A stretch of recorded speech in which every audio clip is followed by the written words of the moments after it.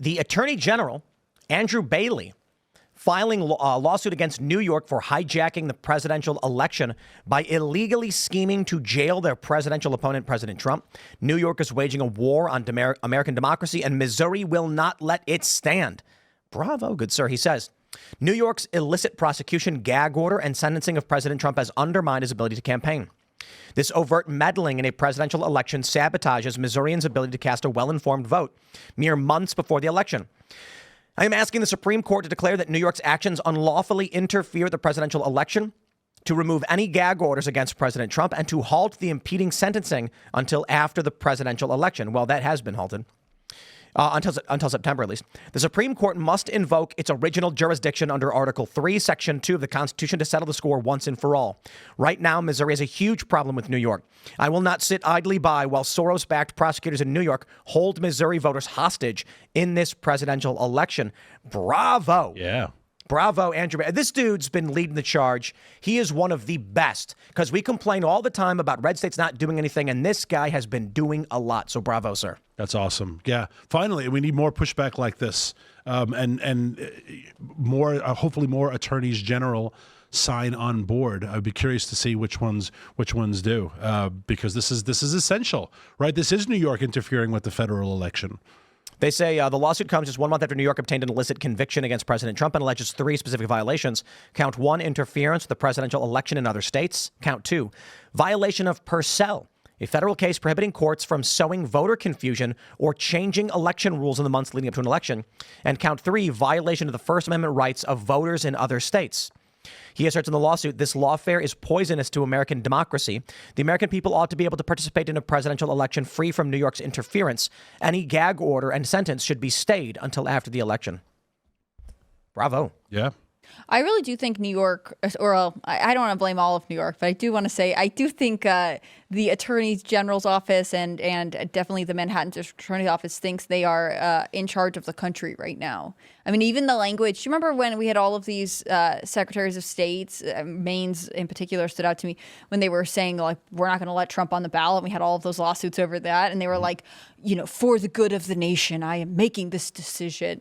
I think it is such a strange time where these states have decided they are going to be the parents and they have the right to dominate this conversation and restrict the rights of other voters. Yeah. Well, again, all this chaos that we're seeing, they created, they orchestrated it. This is all happening according to their master plan. All these lawsuits that Trump is involved in, they wanted them all to happen during this period, right? 2024. They wanted it to happen before the convention to hopefully have him already sentenced. So they wanted to be able to say convicted felon before the first debate. They got that. So all of the chaos that we're seeing right now, they created. Campaign folks in a room like this, all gathered around the table. This is an orchestrated effort. You got it. Congrats. But now you're also eating the consequence of your pernicious actions. And all of the country is suffering as a result. That's why, you know, we're going back to the whole, if Biden resigns and Kamala steps in, I think that's opening a larger can of worms that they are not ready to deal with. Do you think other states will sign on? I mean, and which ones? I guess is the question. So this is Missouri. Missouri? Oh, this one's going to get big. Yeah. Because we like Texas v. Pennsylvania. It was all the red states versus the blue states, basically. Mm-hmm. So this one maybe the Supreme Court has to intervene. There's no question. I mean, what New York did is absolute election interference. No question. It's challenging because it's coming out right before a holiday. So I think probably there are a lot of attorney general's offices that are not staffed right now. I mean, I wonder how many people they're having to call in to say we want to sign on to this lawsuit or whatever else. I mean, I worry that because of the timing of this, and again, I think it was a good thing to do either way. You can't control the timing all the time, but we might lose momentum on this if going into a holiday weekend. Well, real quick, we do have a chat from Scott Good who makes a good point. He says, the AG did nothing. He filed after SCOTUS took their summer break and will not be back till October to even consider it. Yeah. Fair point. See, this is the thing. Like, the timing does matter. I mean, hypothetically, it could prevent something like this from happening again. But I don't think that, the Supreme Court's not going to make a decision in October about this case anyways, I don't think. But the Supreme Court is vacant for months. Yes. They just disappear for months at a time. So does Congress. They all go That's on insane. recess. I mean, they're not in high school. They're not in elementary like school. with You don't get summer break, guys. With Congress and stuff, they have to go back and be in their districts. Like you can't have them in D.C. all the time. They have to spend the majority of their time in their Courts. state. What are the Supreme Court? That's a 24/7 career. Like, you need to be there when we need you. That what the hell's going on? They think that the but world's all going to jobs wait? get vacation days. Sure, like take 2 weeks maybe. So theoretically, and stagger it. It makes sense. I mean, the other part is I think they do. I don't know, but theoretically they could be working. Like they still read their cases. They still consider stuff even if they're not literally in D.C. Yeah, and they still work during the summer because every justice is in charge of a jurisdiction, so things still have to come before them that they are allowed to decide. Just means that they are literally. But they're not on court. in session in the sense that like these are the cases we're going to hear this session. That doesn't start until September. I think the AG, and again, I'm not an attorney, so I could be mistaken. I think he deliberately waited for their docket to be cleared, which was July 1st, to file this because now there is nothing before the court. So now here's the first thing that's brought for them. Not And they because there are- could respond to it if they choose to. Yeah. But they already have some cases sort of ready to go on to the, like, we kind of know what's coming next time, right? Yeah. And their clerks are still working. I mean, they don't have. But they could answer this if they want to. Are they allowed to? Like before October? Can they be like, all right, well, let's just do this now because it's more important than. I would say I'm fairly certain the answer is yes. Yeah. But the answer is yes, but. I don't know. It'd be great to get like a former clerk in here who can give that answer, and I know a bunch if you want one. But I'm sure, however this works, the clerks now all talk to each other and say, all right, let Justice X know, and then they have a conference call or so. I don't know how they actually work the inner processes, but Supreme Court clerks are pretty close. They hold their cards close to the vest, but it would be great to have a conversation with one of them and see how the actual court does operate like this. Mm-hmm. How about Bailey just, bring criminal charges against Joe Biden or something? It'd be interesting, right? I mean, part of it is like, what's the venue? Where do we go from here? And I think this is one of the more disheartening things.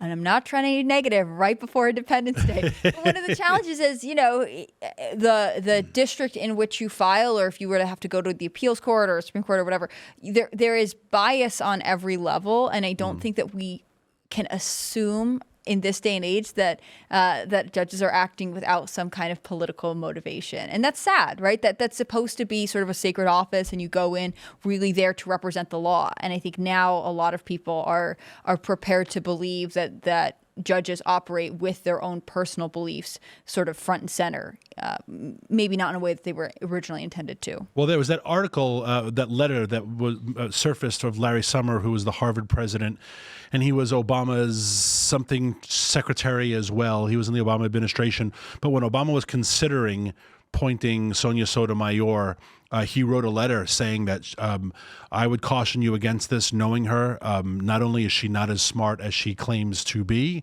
but she is hyper-partisan and she gets very, very bitter and a little bit, I don't think she used the word vindictive, but he was warning, like, I wouldn't put this person on the court. And so you're right. I mean, everyone has their certain biases, but even Larry Summer back in the day was warning Obama, and we were a more tolerant and happy nation going back 15 years or 12 years, however long it's been.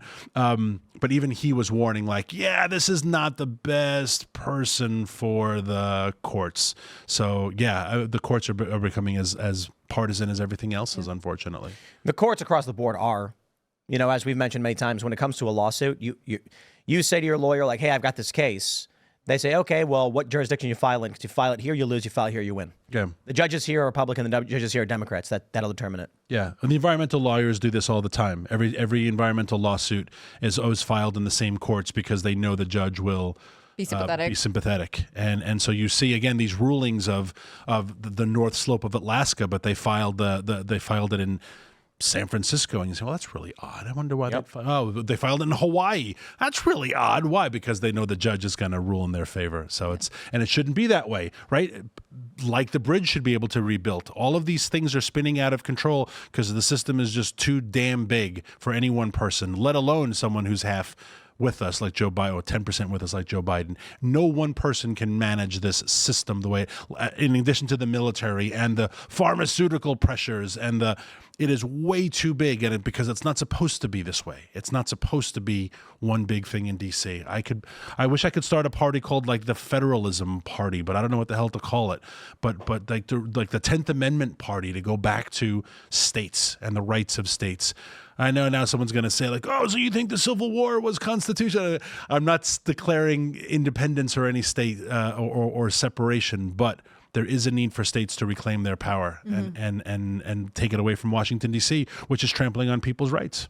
And I think there is actually a renaissance of interest in individual states in America. And sometimes I wonder if it was COVID because people couldn't travel internationally. So the road trip kind of became a thing again, and people were going from state to state or observing sort of the way different states, whether it be they were going between states for personal reasons because they were moving and relocating, or just to travel and kind of get outside the house. If it made people appreciate that we actually have a system that allows for effectively kind of small countries to operate near each other and have fluid relationships in a way that, being completely governed from Washington, D.C. doesn't allow. I mean, I even see this in sort of appreciation for regional events or regional music or regional slang. If we could appreciate the states individually as opposed to being like, we're all just going to listen to DC and kind of become one semi or pseudo homogenous operation, it would be better. Yeah. Thanks for watching this clip from Timcast IRL. Make sure to check out the live show Monday through Friday at 8 p.m. on this channel. Subscribe and we'll see you all there.